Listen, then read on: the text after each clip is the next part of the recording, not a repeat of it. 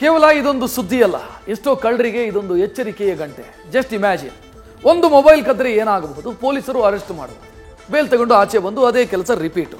ಅಬ್ಬಬ್ಬ ಅಂತಂದ್ರೆ ಒಂದು ವಾರ ಜೈಲೂಟ ಅಂದ್ಕೊಂಡಿರ್ತಾರೆ. ಆದರೆ ಒಂದೇ ಒಂದು ಮೊಬೈಲ್ಗೆ ಕೈ ಹಾಕಿದ್ದಕ್ಕೆ ಭಯಂಕರ ಶಿಕ್ಷೆ ಕೊಟ್ಟಿದೆ ತುಮಕೂರಿನ ಕೋರ್ಟ್.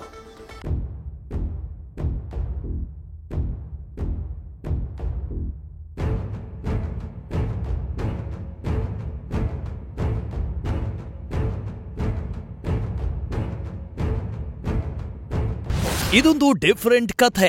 ಬಹುಶಃ ಹಿಂದೆಂದೂ ಇಂತಹ ಕೇಸ್ನ ನೀವು ಕೇಳಿರ್ಲಿಕ್ಕಿಲ್ಲ ಬಿಡಿ. ಇತ್ತೀಚೆಗೆ ಕಳ್ಳತನ ಮಾಡೋದು ಸಖತ್ ಸಿಂಪಲ್ ಆಗ್ಬಿಟ್ಟಿದೆ. ಅದರಲ್ಲೂ ಈ ಮೊಬೈಲ್ ಕದಿಯೋದು ಕೆಲವರಿಗೆ ಐಸ್ ಕ್ರೀಮ್ ತಿಂದಷ್ಟೇ ಈಸಿ. ಆದ್ರೆ ಈ ನ್ಯೂಸ್ ಅಂತಹ ಕಳ್ಳರ ಕಿವಿಗೆ ಬಿದ್ರೆ ಕಂಡವರ ವಸ್ತುಗೆ ಕೈ ಹಾಕೋ ಕೆಲಸಕ್ಕೆ ಫುಲ್ ಸ್ಟಾಪ್ ಇಡ್ತಾರೆ ಗ್ಯಾರಂಟಿ.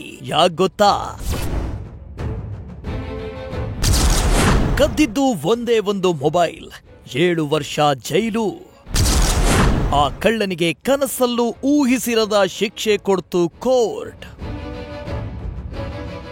ಹೌದು ಕಣ್ರಿ, ನೀವು ಕೇಳಿದ್ದು ನಾವು ಹೇಳಿದ್ದು ಎರಡೂ ಸತ್ಯ. ಈ ಬ್ಲರ್ ಆಗಿರೋ ಫೋಟೋದಲ್ಲಿ ನಿಂತಿರೋ ಮಿಕನ ಹೆಸರು ಪುನೀತ್ ಅಂತ. ಸಿಕ್ಕವರನ್ನ ಯಾಮಾರಿಸ್ಕೊಂಡು ಕಳ್ಳತನವನ್ನೇ ಕರಗತ ಮಾಡಿಕೊಂಡು ಬಿಂದಾಸ್ ಆಗಿದ್ದ. ಆದರೆ ಈತನ ಜಾತಕನ ಸೂಕ್ಷ್ಮವಾಗಿ ಕೇಳಿದ್ದ ತುಮಕೂರು ಕೋರ್ಟ್ ಕನಸಲ್ಲೂ ಊಹಿಸಿರದ ಶಿಕ್ಷೆ ಕೊಟ್ಟು ಜೈಲಿಗೆ ಟಿಕೆಟ್ ಬುಕ್ ಮಾಡಿದೆ.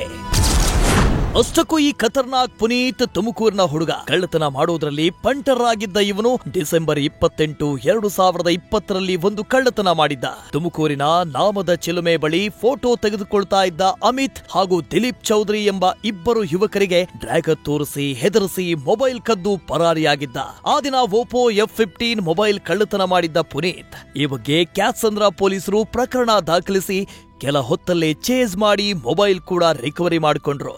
ಪುನೀತ್ ವಿರುದ್ಧ IPC 397 ಅಡಿಯಲ್ಲಿ ದೂರು ದಾಖಲಾಗಿತ್ತು. ಅಂದಿನ ಇನ್ಸ್ಪೆಕ್ಟರ್ ಚೆನ್ನೇಗೌಡ ಕೋರ್ಟ್ಗೆ ದೋಷಾರೋಪಣಾ ಪಟ್ಟಿ ಸಲ್ಲಿಸಿದ್ರು.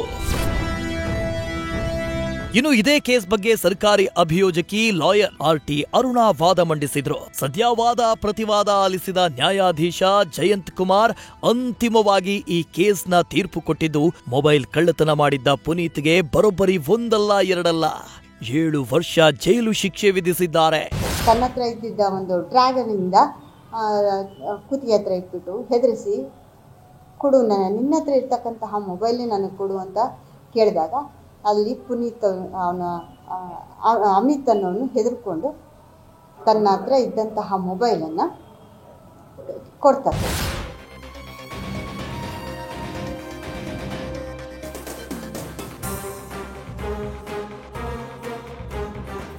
ಇಲ್ಲಿ ಗಮನಿಸಬೇಕಾದ ಮತ್ತೊಂದು ವಿಚಾರ ಏನು ಅಂದ್ರೆ, ಕದ್ದಿದ್ದು ಮೊಬೈಲ್ ಅಲ್ವಾ, ಅದಕ್ಕೆ ಯಾಕೆ 7 ವರ್ಷ ಜೈಲು ಅಂತ ಅನ್ಸಿದ್ರು? ಪುನೀತ್ ಡ್ರ್ಯಾಗರ್ ತೋರಿಸಿ ಕಳ್ಳತನ ಮಾಡಿದ್ದ. ಪ್ರಾಣ ಬೆದರಿಕೆ ಹಾಕಿ ಮೊಬೈಲ್ ಕದ್ದೋನು ಮುಂದೊಂದು ದಿನ ಪ್ರಾಣ ತೆಗೆಯೋಗೂ ಯೋಚಿಸಲ್ಲ. ಕಾನೂನಿನ ಭಯ ಇಲ್ಲದೆ ಪೊಲೀಸರಿಗೂ ಹೆದರದೇ ಇರೋರು ಯಾವತ್ತಾದ್ರೂ ಸಮಾಜಕ್ಕೆ ಮಾರಕವೇ ಬಿಡಿ. Madhu Ingaladal, news first, Bengaluru. News first ನಿರ್ಭೀತಿಯಿಂದ ನಿಮ್ಮ ಪರವಾಗಿ.